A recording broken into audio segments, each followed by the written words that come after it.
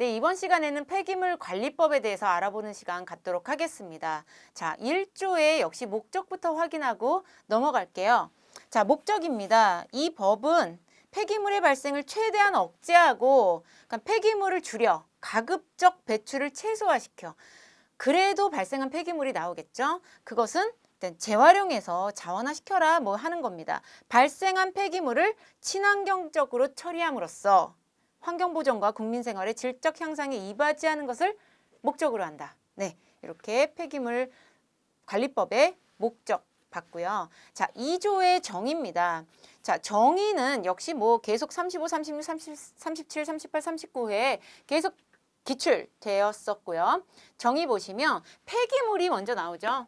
예, 폐기물이 뭐다?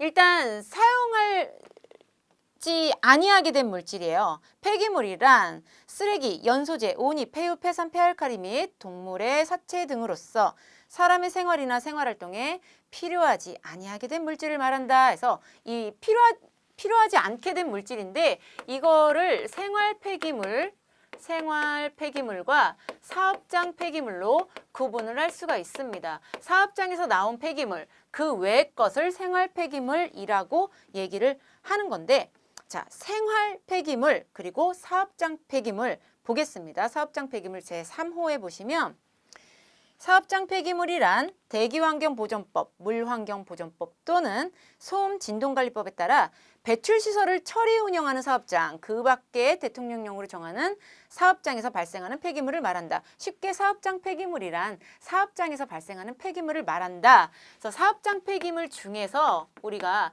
지정 폐기물이 뭔지를 아셔야 되는 거예요. 지정 폐기물.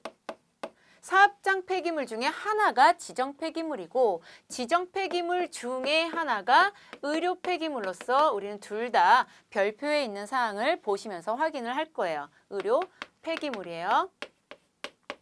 자, 그러면 일단 지정 폐기물은 뭔데? 지정 폐기물은 사업장 폐기물 중 폐유, 폐산 같은 거, 폐유, 폐산 등 주변 환경을 오염시킬 수 있는 거. 환경 오염시킬 수 있고요. 그리고 의료 폐기물 등 인체에 위해를 줄 수 있어. 인체에 위해를 줄 수 있는 그런 해로운 물질들. 해로운 물질을 지정 폐기물이라고 하는구나 라고 볼 수가 있습니다. 그 다음에 지정 폐기물 중에 하나인 의료 폐기물 보시면 보건, 의료기관, 동물병원, 시험, 검사기관 등에서 배출되는 폐기물 중 인체에 감염 등 위해를 줄 우려가 있는 폐기물, 그리고 인체 조직 등 적출물, 실험 동물의 사체 등 보건환경보호상 특별한 관리가 필요하다고 인정되는 폐기물을 말한다.